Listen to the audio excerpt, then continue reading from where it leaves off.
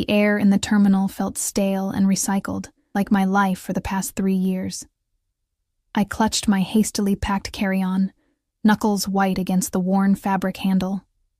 My other hand absently traced the fading bruise on my wrist, a parting gift from Eric. The overhead announcements blended with the din of travelers, creating a comforting anonymity I desperately needed. Final boarding call for Flight 1867 to Naples, Italy. My ticket to freedom. My escape route. My desperate last-minute decision that had cost nearly everything I had left. I shuffled forward in the boarding line, keeping my head down. Old habits. Even in an airport thousands of miles from Boston, I couldn't shake the feeling of being watched, hunted. My phone had buzzed 14 times in the past hour. I'd turned it off after the third call. Eric always had a way of making threats sound like love. If you leave me, I'll die without you. Quickly became, if you leave me, you'll die without me. The gate agent scanned my boarding pass with a practiced smile. Enjoy your flight, Ms. Riley. Riley wasn't my real last name. But Sophia Riley would do for now. The jetway stretched before me like a tunnel to another life. I'd made no plans beyond this flight. No hotel reservations, no return ticket. Just a desperate need to disappear. 3 months of secretly saved tips from the diner, a maxed-out credit card, and a passport I'd hidden in the bottom of my grandmother's old jewelry box had brought me here.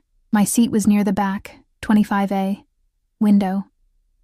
I preferred the wall to lean against, one less stranger to smile politely at. The plane was already crowded, the overhead bins stuffed with designer luggage that made my second-hand bag look even shabbier. I squeezed past knees and muttered apologies until I reached my row. Empty. Thank God. I collapsed into the seat, allowing myself the first real breath I'd taken since leaving the apartment at 4 a.m., while Eric slept off another rage-fueled night. My fingers trembled as I buckled the seatbelt, the simple action requiring more coordination than it should have. Water? Before takeoff? I looked up to find a flight attendant offering a plastic cup. Her eyes flickered briefly to the fading yellowish marks on my wrist, then back to my face with practiced neutrality. Thank you, I whispered, taking the cup with both hands to keep from spilling. The plane continued to fill.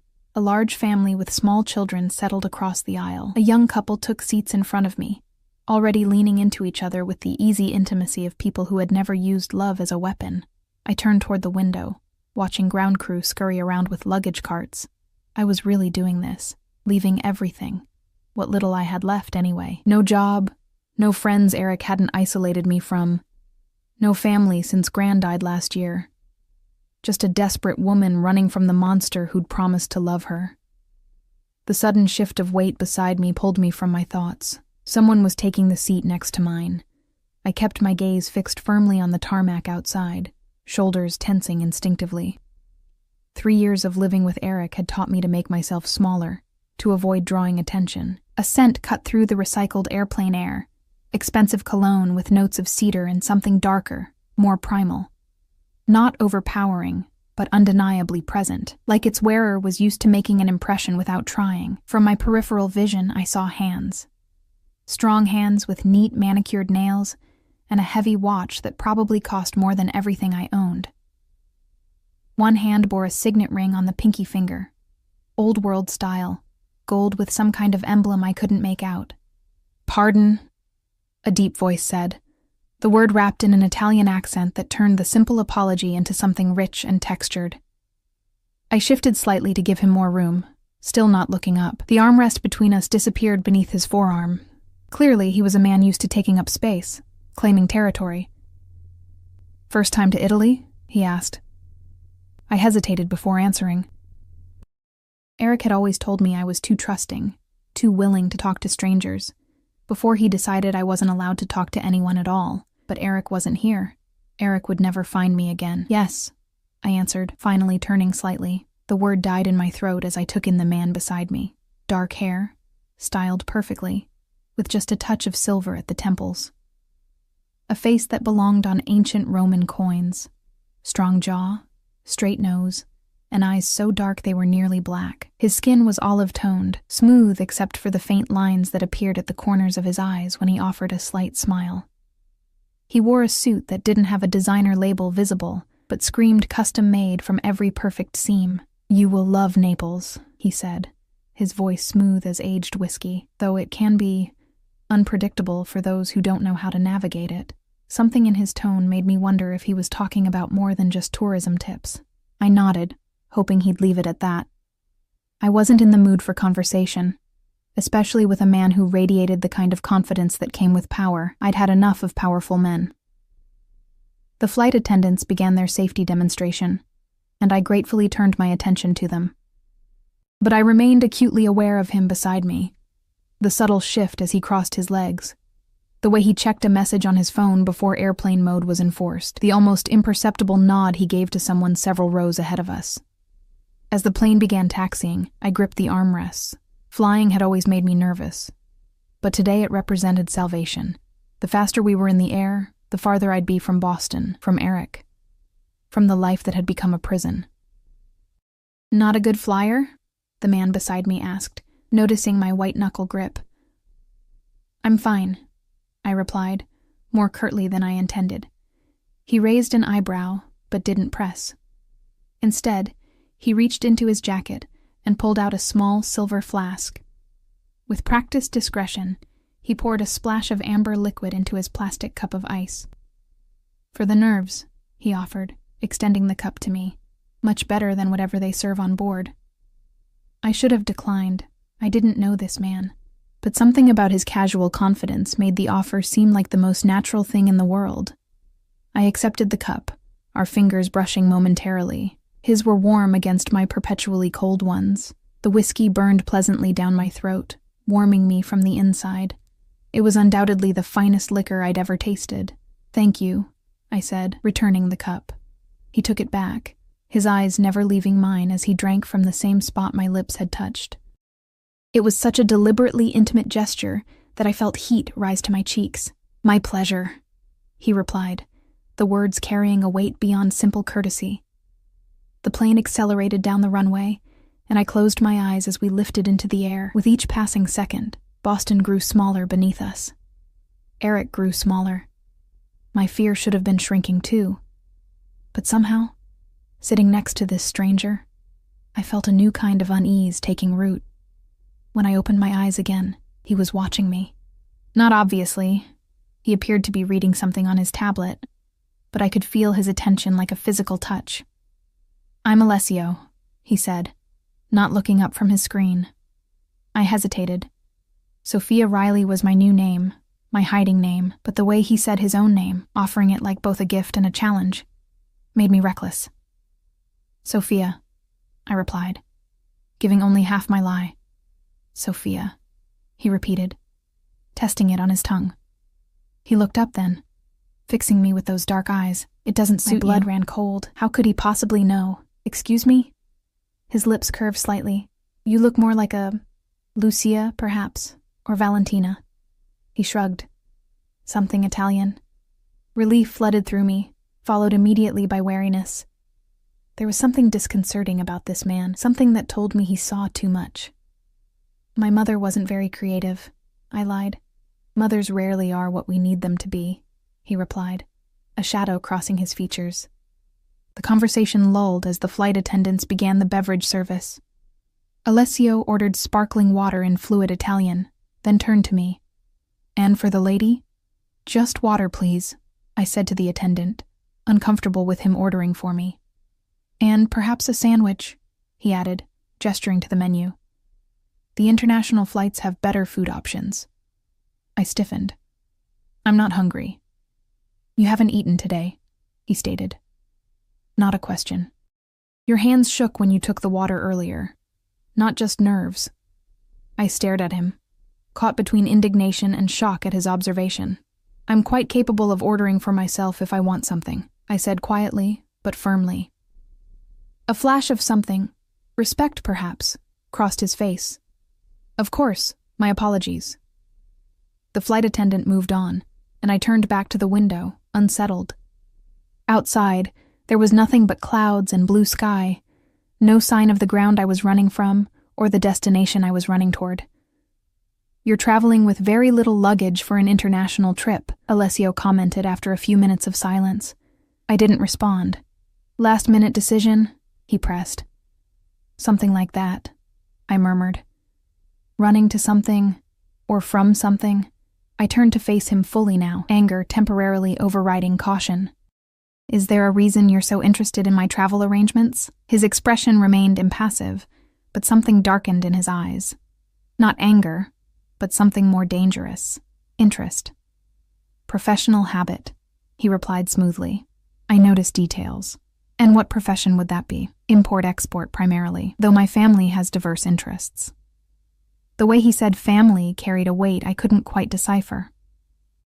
And you, Sophia, what brings you to Italy besides your apparent desire to escape? I swallowed hard. This man saw too much, asked too many questions. Eric had been charming too, in the beginning. Before the control, before the isolation, before the first time he decided I needed to be taught a lesson. Tourism, I said flatly. I've always wanted to see Pompeii. Ah, the famous ruins. He nodded. A city frozen in time at its moment of destruction. There's something poetic about that, isn't there?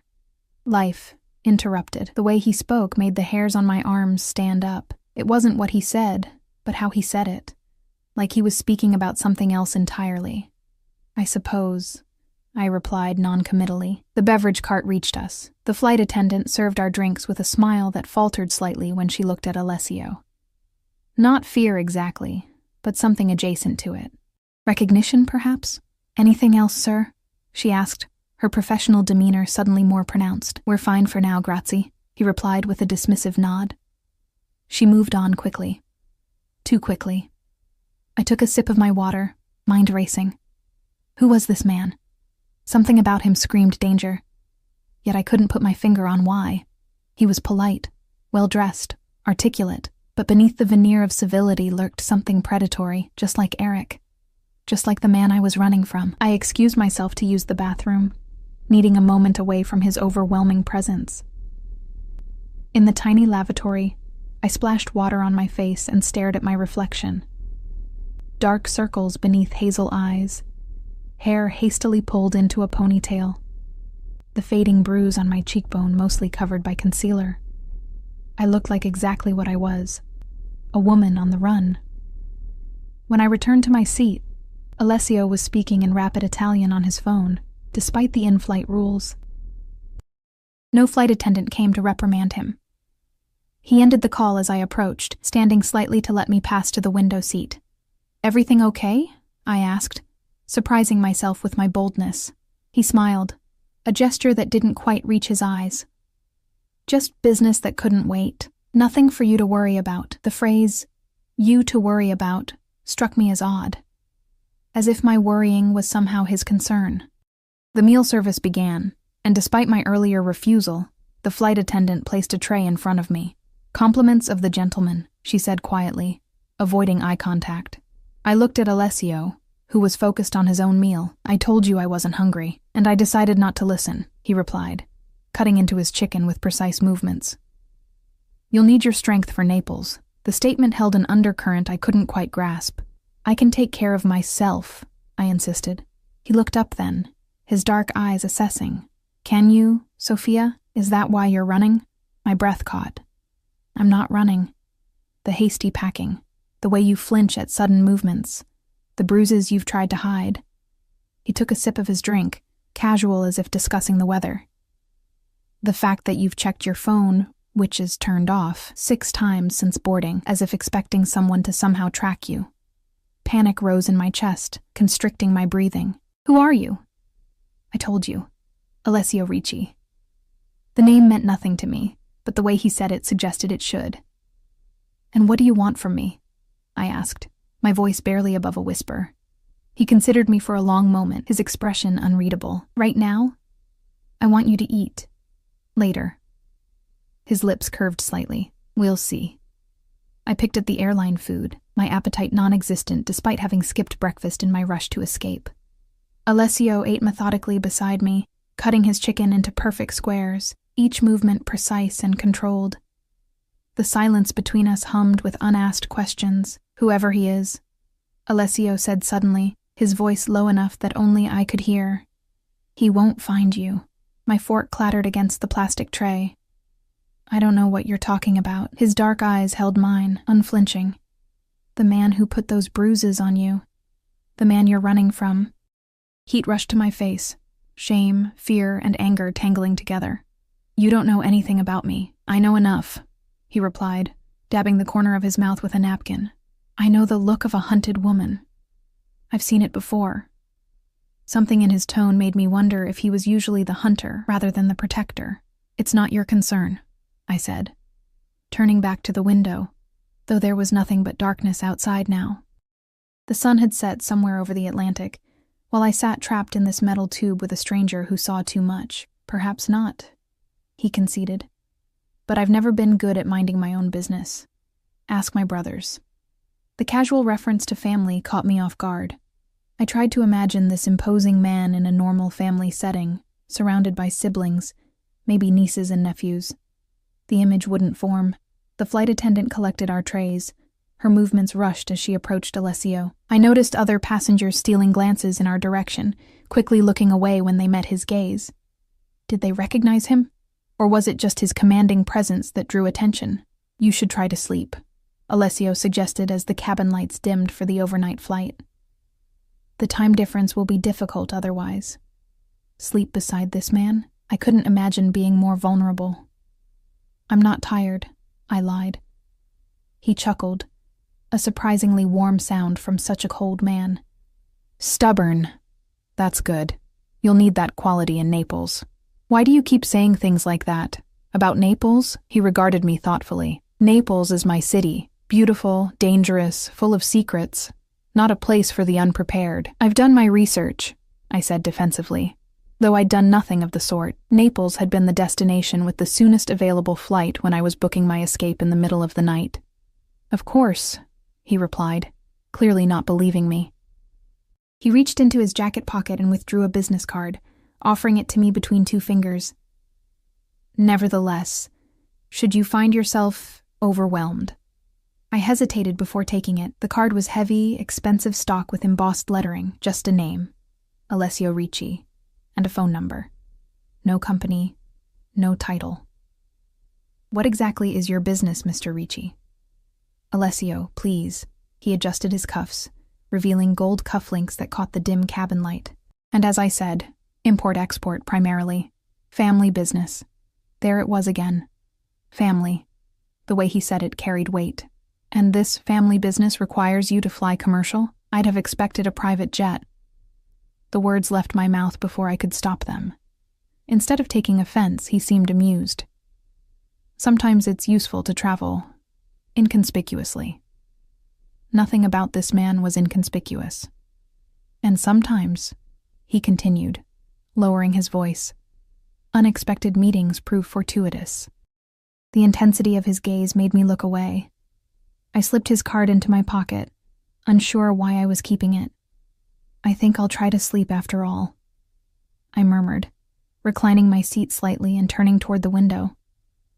Sweet dreams, Sophia, he replied, the name still sounding wrong on his lips, as if he knew it wasn't really mine.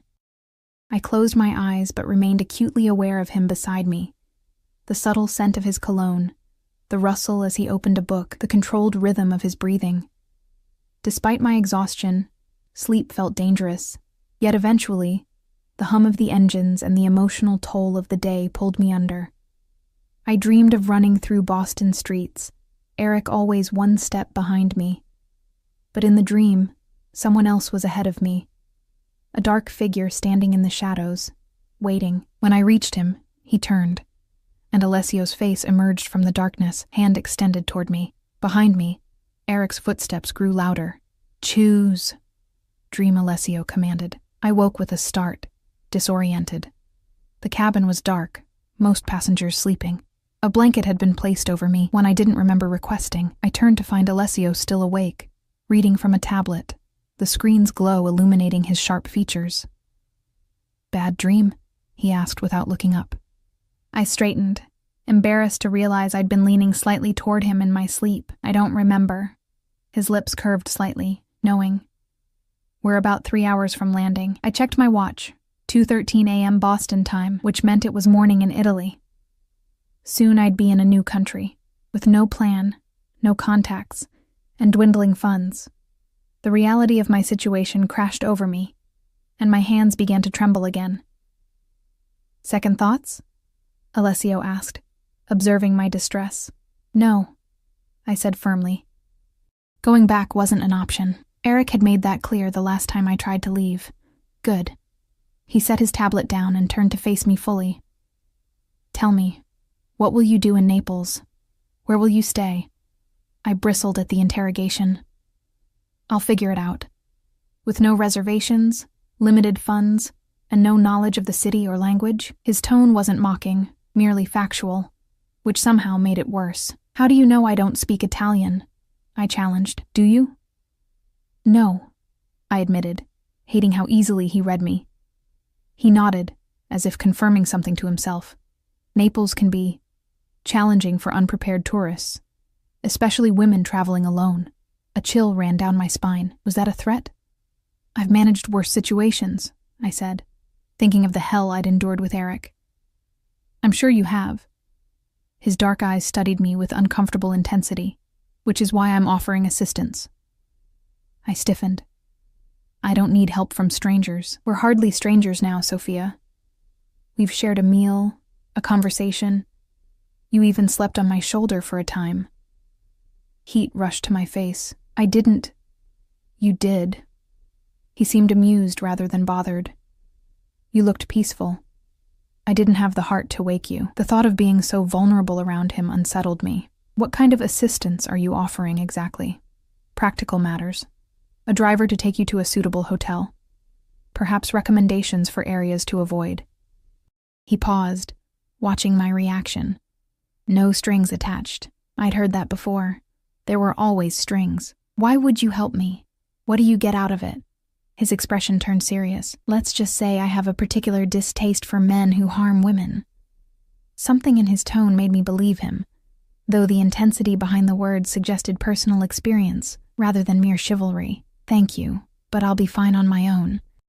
Independence was something I'd fought hard to reclaim, and I wasn't about to surrender it to another controlling man, no matter how well-dressed or seemingly concerned. He inclined his head, accepting my refusal with surprising grace. "As you wish, but keep my card. Naples can be unpredictable." The rest of the flight passed in relative silence. Alessio took a business call in hushed Italian, while I pretended to read the in-flight magazine. As we began our descent, the reality of my situation loomed larger. I had a small amount of cash, one change of clothes, and no concrete plan beyond not Boston. The plane touched down with a jolt, and passengers around us immediately reached for their phones. Eager to reconnect with the world, I left mine off. Eric would have noticed my absence by now, would have called dozens of times, left threatening messages, might have even reported me missing. The thought made my stomach clench. "Welcome to Naples," Alessio said as the plane taxied to the gate. He stood, buttoning his jacket with a fluid motion, and reached into the overhead bin to retrieve a sleek leather briefcase. No other luggage. "Just a day trip?" I asked, gesturing to his minimal belongings. "I keep necessities at my home here." He stepped into the aisle, then paused, looking back at me. "Last chance, Sophia. My driver is waiting." For a brief, mad moment, I considered accepting. There was something magnetic about him, something that pulled at me despite every instinct screaming caution. "No, thank you," I said firmly. "I appreciate the offer." He studied me a moment longer, then nodded once. "Arrivederci, then." As he moved toward the front of the plane, other passengers seemed to shrink back slightly, creating space for him to pass. Near the exit, he paused to speak to a broad-shouldered man in a dark suit who'd been sitting several rows ahead of us. The man glanced back in my direction, then nodded at whatever instruction Alessio was giving. I gathered my small bag, suddenly unsure. Had I made a mistake refusing his help? Or would accepting have been the bigger error? As I made my way through Naples International Airport, the foreign language signs and bustling crowds overwhelmed my senses. I followed the flow of travelers toward customs, clutching my passport with its fresh stamp. My first time in Europe, and I was alone, adrift. I half expected to see Alessio waiting beyond customs, perhaps with that knowing smile, ready to renew his offer. but he was nowhere in sight. I told myself the twinge I felt was relief, not disappointment. Outside the terminal, the Mediterranean sun hit me like a physical force after the recycled air of the plane. Taxi drivers called out in Italian. Tourists clutched guidebooks. Families reunited with cries and embraces.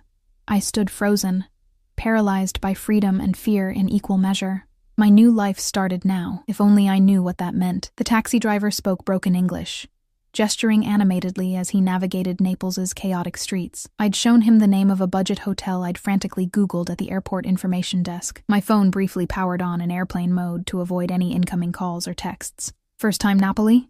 he asked, swerving around a scooter.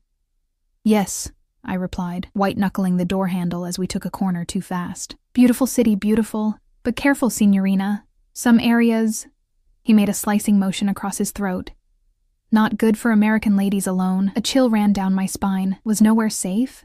The hotel, when we arrived, looked nothing like its optimistic online photos. Paint peeled from the facade, and the narrow entrance was wedged between a kebab shop and a store selling knockoff designer bags. I paid the driver with some of my precious euros and wheeled my small carry-on inside. The lobby, if it could be called that, consisted of a desk behind bulletproof glass and 2 plastic chairs with cigarette burns. The clerk barely looked up as I requested a room, sliding a key through the slot after I paid for 3 nights in advance. No credit card required. A small mercy, as I was trying to avoid digital footprints Eric might trace. My room was on the 3rd floor, accessed by a narrow staircase that smelled of disinfectant and something less pleasant. The door stuck when I tried the key, requiring a hard shove with my shoulder. Inside, a sagging double bed took up most of the space. The bathroom was barely large enough to turn around in, with a shower that dripped continuously. But it was mine. No Eric. No fear of a bedroom door being flung open in the middle of the night because I'd disrespected him by speaking to a male customer at the diner.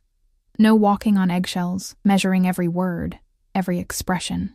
I sank onto the bed, the springs protesting beneath me, and finally allowed myself to cry. Great, heaving sobs that came from somewhere deep inside, years of fear and pain flooding out now that I was truly alone.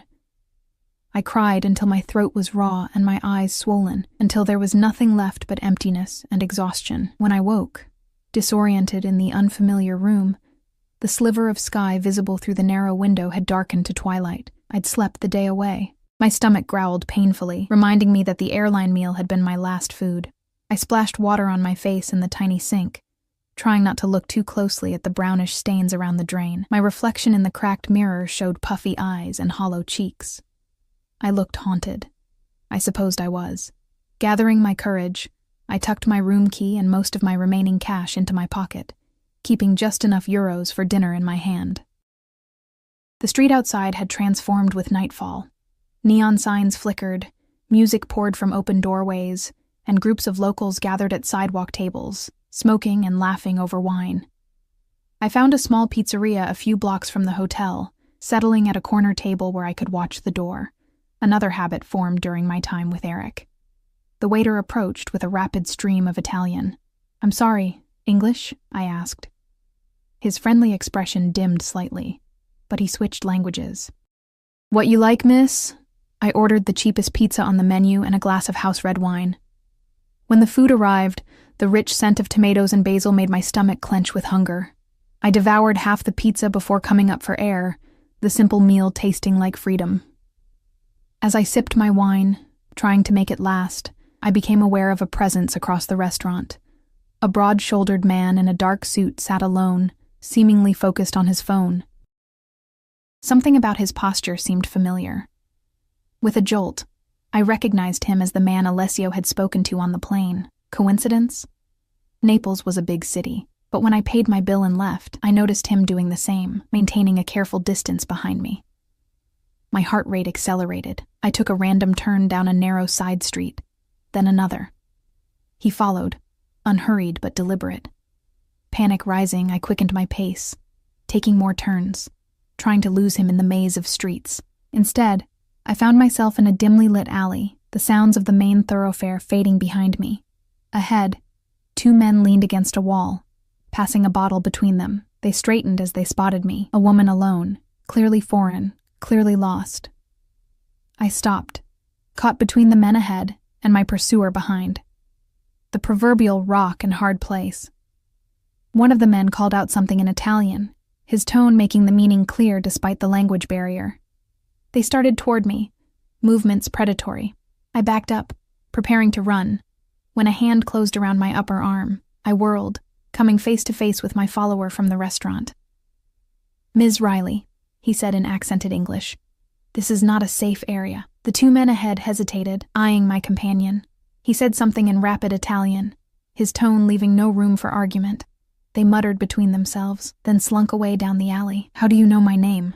I demanded, twisting to free my arm from his grip. He released me immediately but remained close. "Mr. Ricci thought you might need assistance," he replied, expression impassive. "I am Franco. I work for him."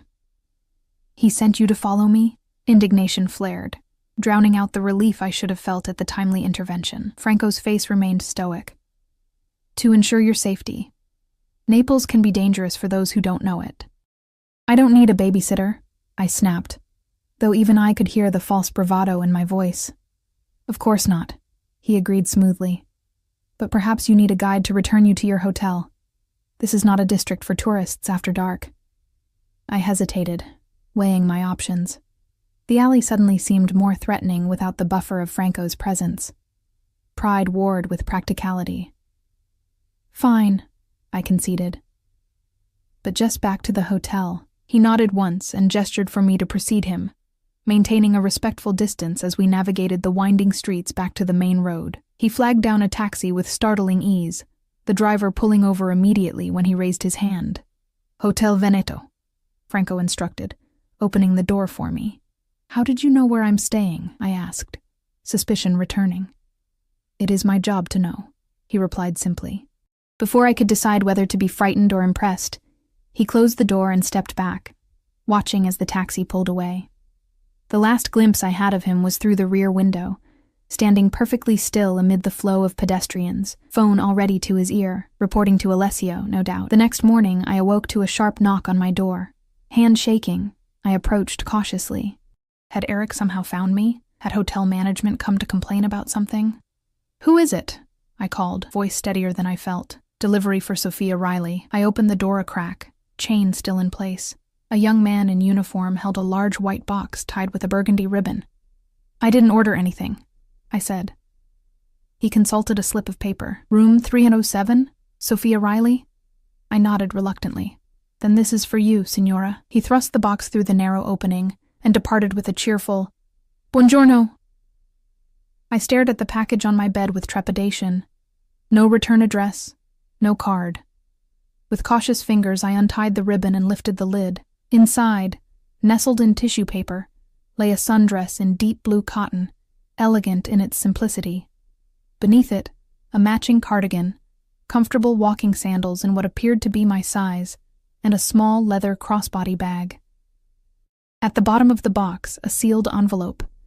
The paper inside was thick, cream-colored stationery embossed with an ornate R at the top. "Sophia, Naples deserves to be experienced properly. Allow me to make amends for my forwardness yesterday with these small necessities. Franco will collect you at 10 a.m. if you wish to see the city as it should be seen. No obligations beyond tourism. Alessio Ricci." A postscript followed in elegant handwriting. "The dress is the color of the Mediterranean at dusk. I thought it would suit your eyes." I dropped the note as if it had burned me. How had he found me? How did he know my room number, my shoe size? The intrusion should have terrified me. Instead, I felt a disturbing flutter of... what? Not quite fear. Not quite excitement. Something dangerous in between. Eric had begun with gifts, too. Small, thoughtful presents that later became leverage. "After everything I've given you, this is how you repay me?" The memory doused any warmth I might have felt at Alessio's gesture. I checked the time. 9:30 a.m.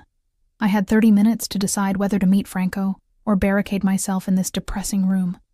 30 minutes to choose between isolation and the company of a stranger who seemed to know too much about me. The dress called to me from the box. My own clothes were wrinkled from travel, and I had only one change of underwear and a t-shirt in my hastily packed bag. The practical side of me argued that accepting clothes didn't mean accepting whatever game Alessio was playing. At 10 a.m. precisely, another knock came at my door. I opened it wearing the blue dress, which fit as if it had been made for me. Franco stood in the hallway, as expressionless as the night before. If he noticed the outfit, he gave no indication. Mr. Ricci has arranged a tour of the city's highlights, he said. The car is waiting. Just a tour? I asked skeptically. Just a tour, he confirmed.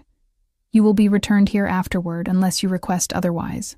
Curiosity and cabin fever won out over caution. Let me get my bag. The car turned out to be a sleek black Mercedes with tinted windows. Franco held the back door open for me, then took his place behind the wheel. The vehicle glided through Naples' morning traffic as if by magic, never caught in the congestion that snarled other cars. Where are we going first? I asked, watching the city unfold beyond the window. Castel dell'Ovo, Franco replied. The oldest castle in Naples, then perhaps the archaeological museum, if it interests you. And Alessio? Will he be joining us? I tried to sound casual, but Franco's sharp glance in the rearview mirror told me I'd failed. Mr. Ricci has business this morning. He asked me to ensure you see Naples properly. A pause, then. He may join us later, if his schedule permits. Relief and disappointment tangled in my chest. I chose to examine neither too closely. The castle stood on a small island connected to the mainland by a causeway, its golden stone walls gleaming in the morning sun.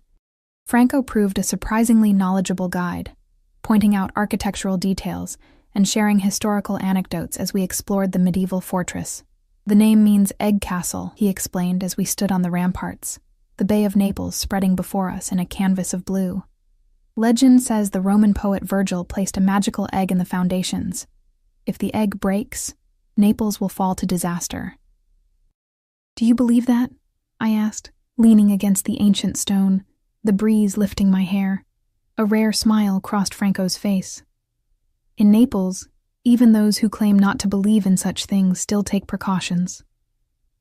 We continued to the archaeological museum, where Franco arranged for a private docent to guide us through the collections. The Farnese Bull, the Alexander mosaic, the secret cabinet of erotic art. Each new wonder momentarily distracted me from the strangeness of my situation. By early afternoon, my stomach was growling again. Franco led me to a small restaurant overlooking the bay, where a table on the terrace had been reserved in my name. The maitre d' greeted Franco with obvious deference, bowing slightly as he showed us to the best table. Everyone seems to know you, I observed as we were seated, or rather, they seem to know who you work for. Franco's expression remained neutral. Mr. Ricci is a respected businessman in Naples. The careful phrasing told me volumes.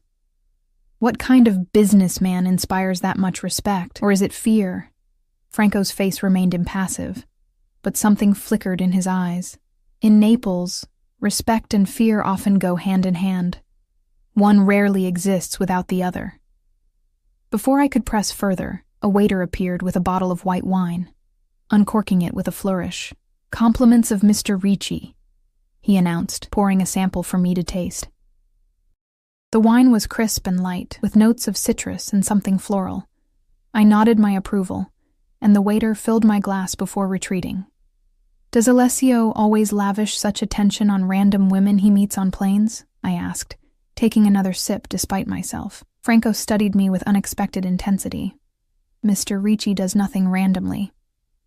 The statement hung between us, heavy with implication. I set down my glass, appetite suddenly diminished. What does that mean? It means you have caught his interest. That is uncommon. And should I be flattered or terrified by that? The question came out sharper than I intended. Franco's expression softened fractionally. Mr. Ricci is a powerful man with certain protective instincts. Your situation appealed to those instincts. My situation? Alarm bells rang in my head. How much did they know? A woman alone, running from something, or someone.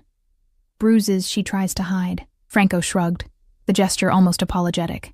Mr. Ricci notices such things. And what does he want in return for his protection? I'd made that bargain once before with Eric. Never again.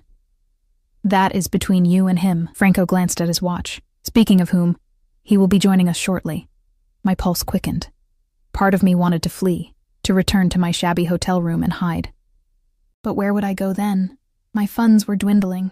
I knew no one in this country, and apparently, Alessio Ricci could find me anyway. The waiter returned with menus, but Franco waved them away, ordering in rapid Italian. Mr. Ricci took the liberty of arranging the menu, he explained.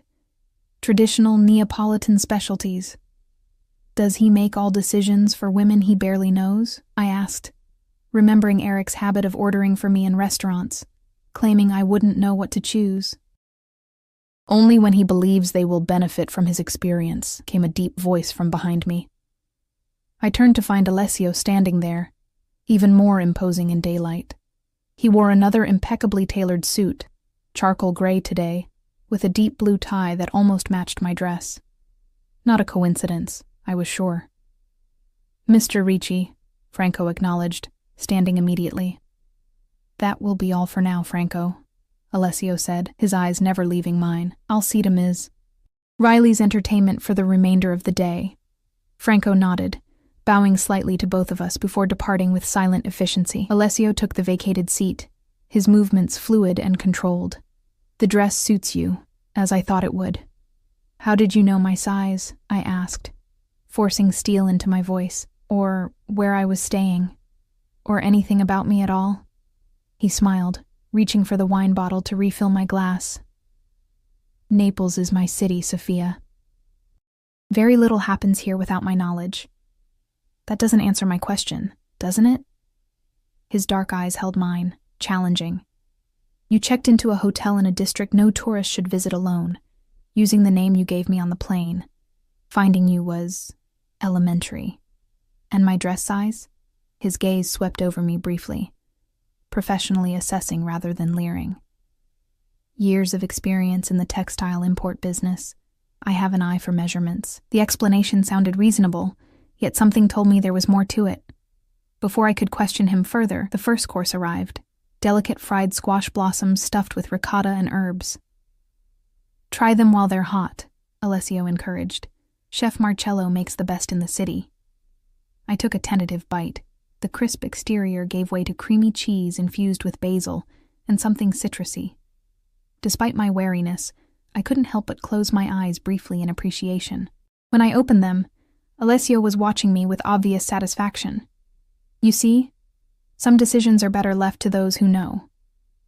Like what to wear, where to go, who to trust, I countered. I've played that game before. It doesn't end well. Something dangerous flashed in his eyes. The man who hurt you. Tell me about him. It wasn't a request. Why? So you can add him to some collection of information you're gathering about me, so I can understand what you're running from. Alessio took a sip of wine, his composure perfect, and perhaps ensure he doesn't find you.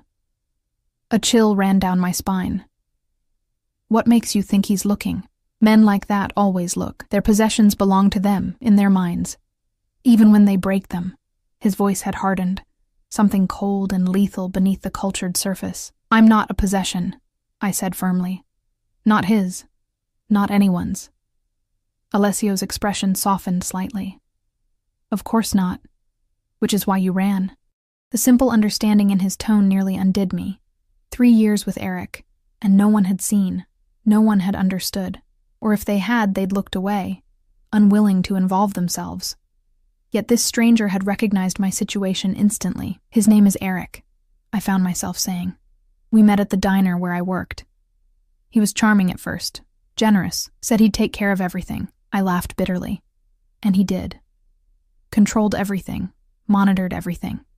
The first time he hit me was 6 months in. After that, I trailed off, unable to continue. Alessio's hand moved as if to cover mine on the table, then stopped, retreating to his wine glass instead. And now you've escaped, started over. Trying to, I acknowledged. Though I didn't exactly plan well, few escapes are methodical. The important thing is that you left. More dishes appeared. Pasta with clams and a light wine sauce, grilled sea bass with lemon, a salad of bitter greens and sweet tomatoes. each one more delicious than the last. But my appetite had diminished with the conversation. "What about you?" I asked, pushing my food around my plate. "What's your story, Alessio Ricci, mysterious businessman who knows everything about Naples?" A slight smile played at his lips. "My family has been in Naples for generations. We facilitate commerce."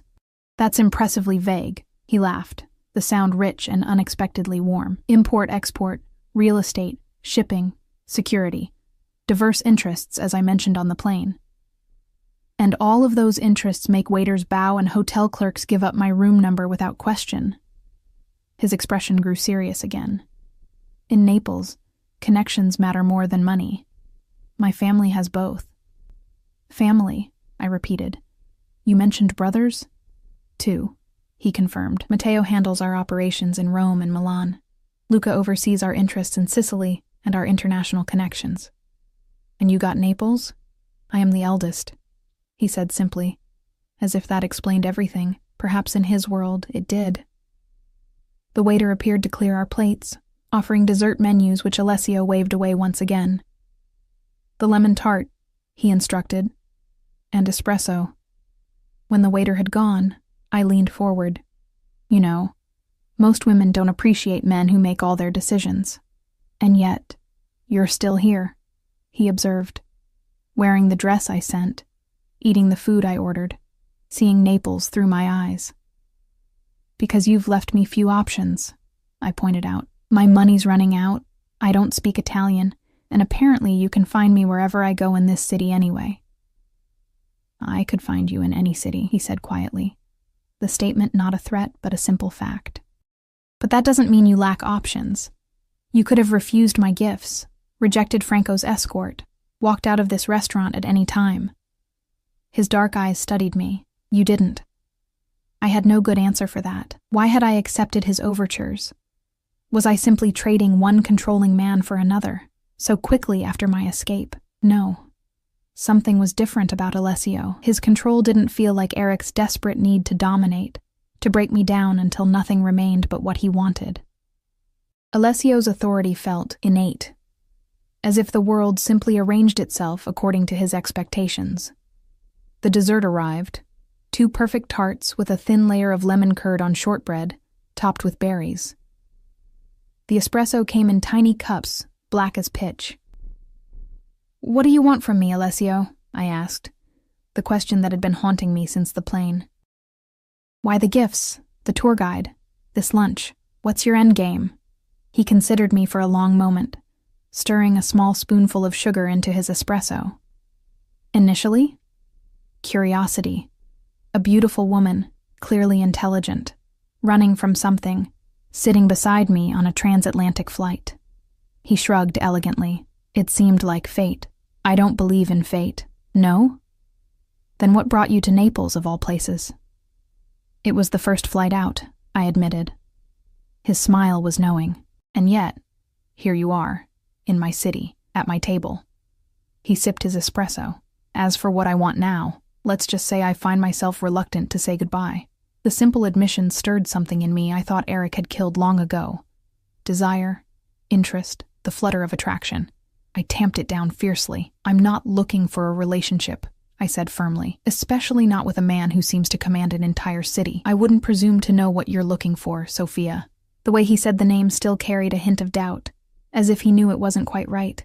"But perhaps I can offer something you need more urgently." "And what's that?" "Security," he said simply.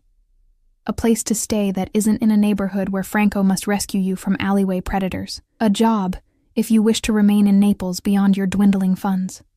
A new identity, if that would help keep your Eric from finding you." I stared at him, stunned by the offer and the casual way he presented it. "Why would you do all that for a stranger?" "You're hardly a stranger now," he pointed out. "And let's just say I have a personal interest in helping women escape men who harm them." Something in his tone hinted at a deeper story, but before I could ask, he continued. "I own a small villa on the coast, about 30 minutes from the city. There's a guest house, completely private. You would have your own entrance, your own space, no obligations, except to you," I said skeptically. He shook his head. Not even to me. Stay a week, a month, until you decide what's next, or decline, and I'll have Franco drive you back to your hotel right now, with no hard feelings. It sounded too good to be true. It probably was. Yet the alternative, my dingy hotel room, dwindling cash and no plan, seemed increasingly bleak. Why should I trust you? I asked. I don't even know who you really are. Alessio signaled for the check, signing it without looking at the amount. You shouldn't trust me, he said frankly. You shouldn't trust anyone, given what you've been through. But consider this.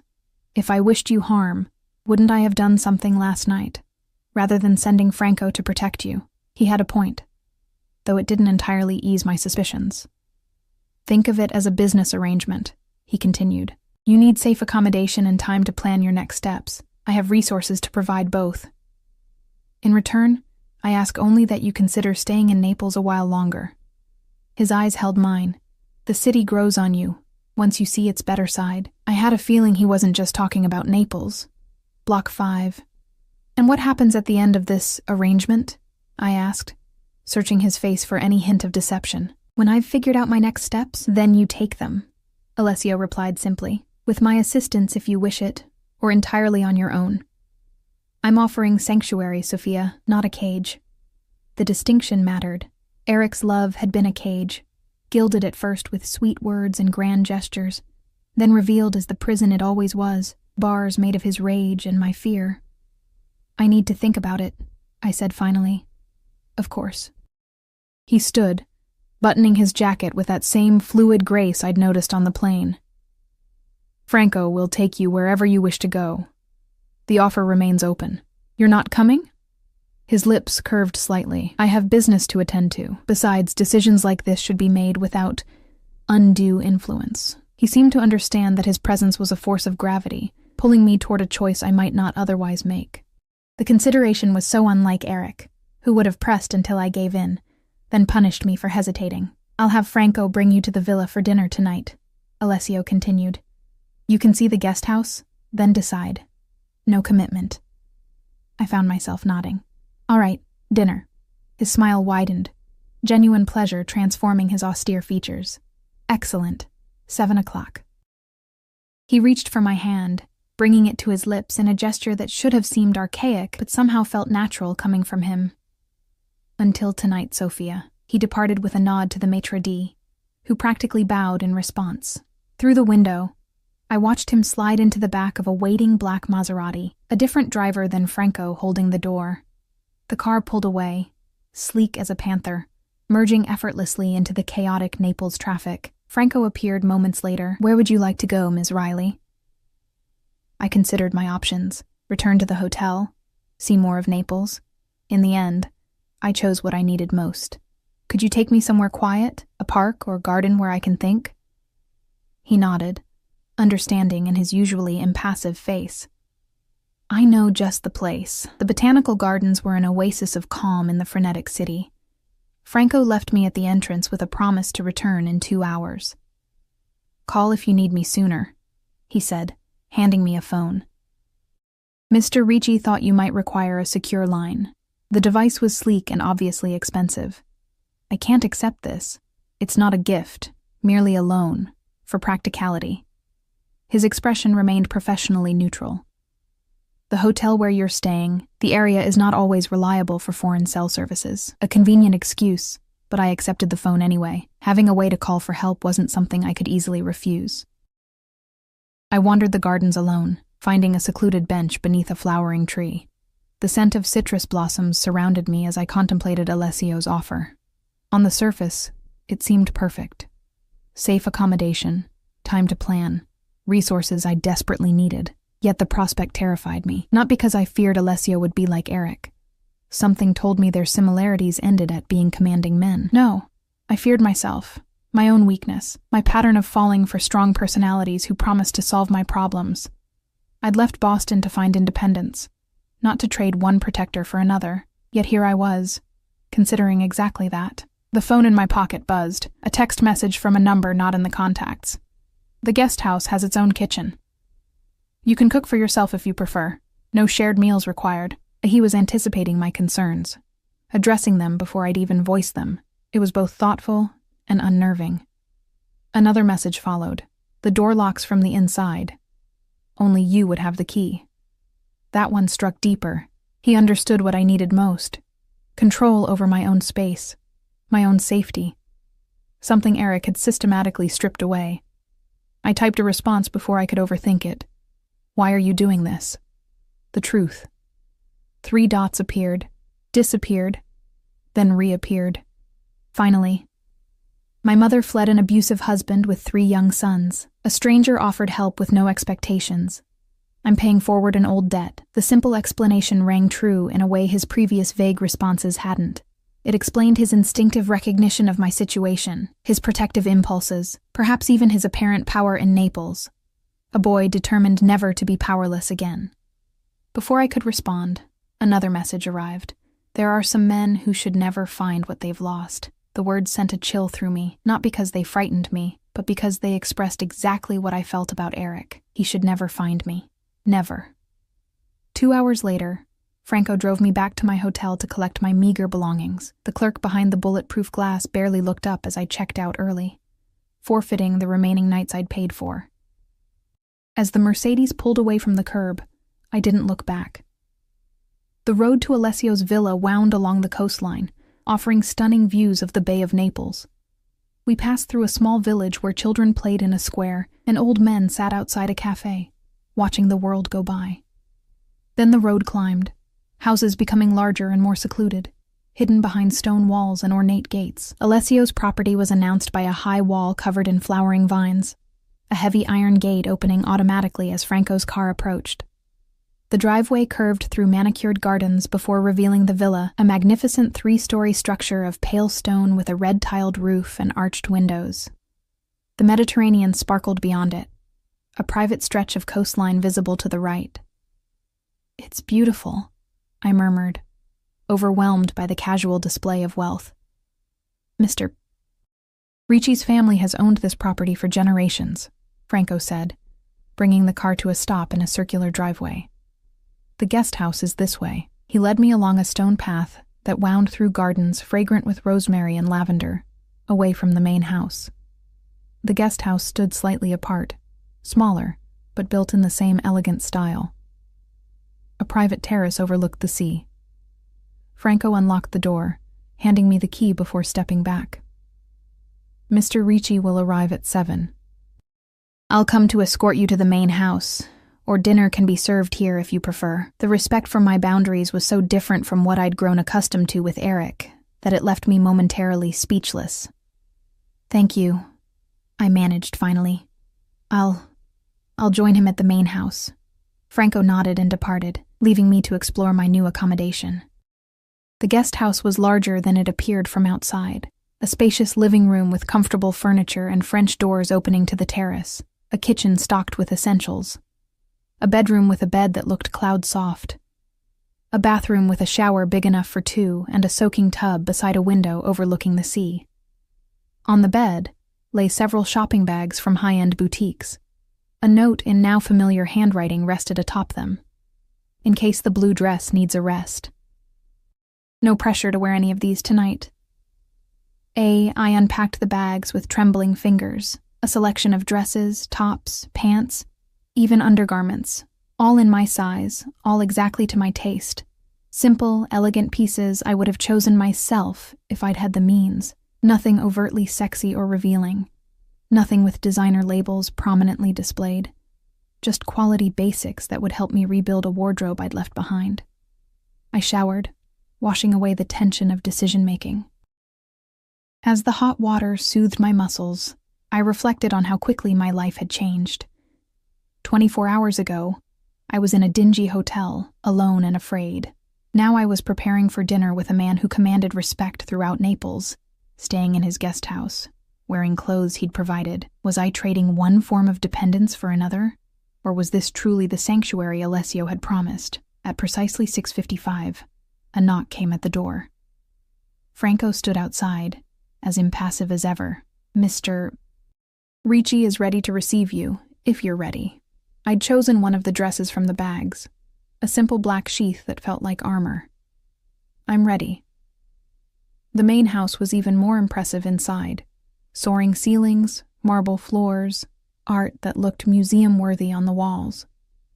Franco led me through a series of rooms, each more elegant than the last, until we reached a terrace overlooking the bay. The sun was setting, painting the water gold and crimson. Alessio stood at the stone balustrade, his back to me, a glass of something amber in his hand. He turned as we approached, and for a moment, his composed expression faltered, revealing something raw and appreciative as he took in my appearance. "Sophia," he greeted, crossing to meet me.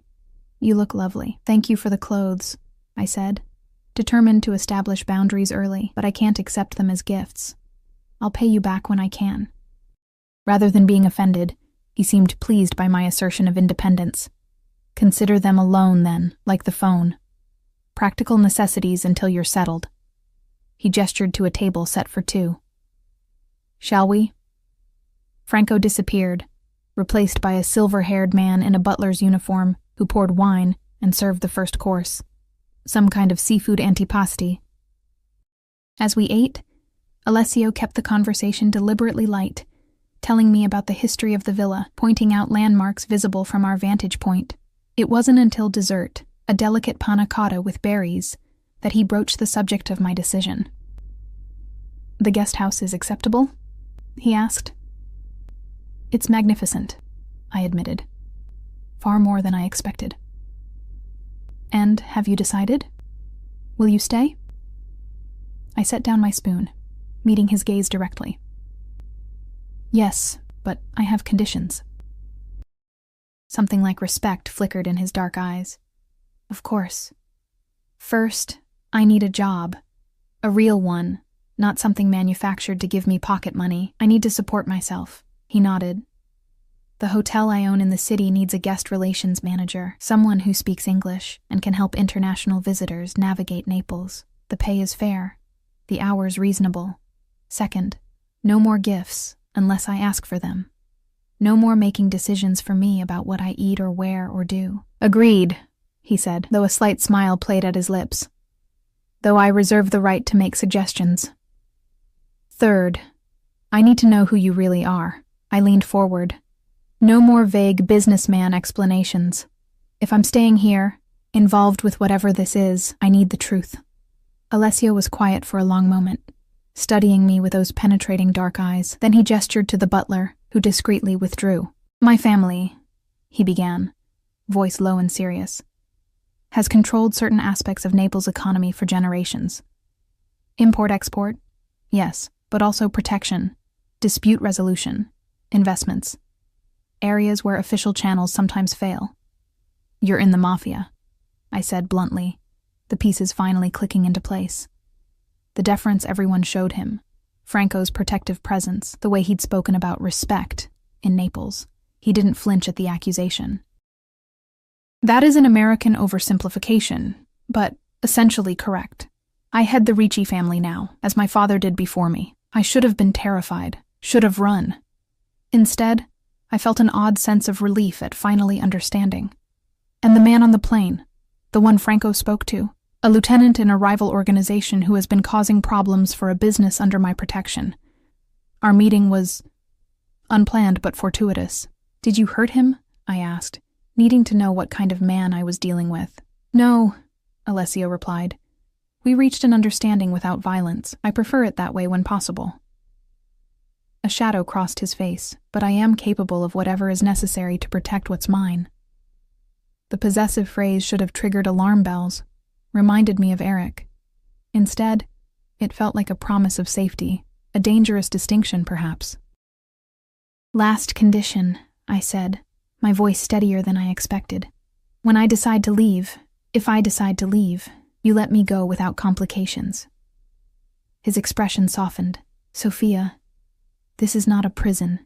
You are free to come and go as you please, to stay or leave as you choose." He reached across the table, not quite touching my hand. "I would be disappointed if you left, but I would never cage you." I believed him. God help me. "Then we have a deal," I said, extending my hand to shake his, sealing our arrangement with a businesslike gesture. He took my hand, but instead of shaking it, he turned it gently, pressing his lips to my inner wrist, where the last of Eric's bruises was fading. The gesture was both tender and possessive, a promise and a claim. "Welcome to Naples, Sophia," he murmured against my skin, "your new beginning." As the sun disappeared below the horizon, casting the bay in twilight shadows, I knew I was stepping into something complex and potentially dangerous. But for the first time in years, the danger didn't feel directed at me. Instead, I had the strangest sensation that I'd found not just sanctuary, but protection so absolute that even Eric's ghost couldn't touch me here. Tomorrow, I would start my job, begin building a new life, learn to trust my own judgment again. But tonight, sitting across from a man who commanded an entire city, yet asked for my consent in every meaningful way, I allowed myself to feel something I'd almost forgotten: hope.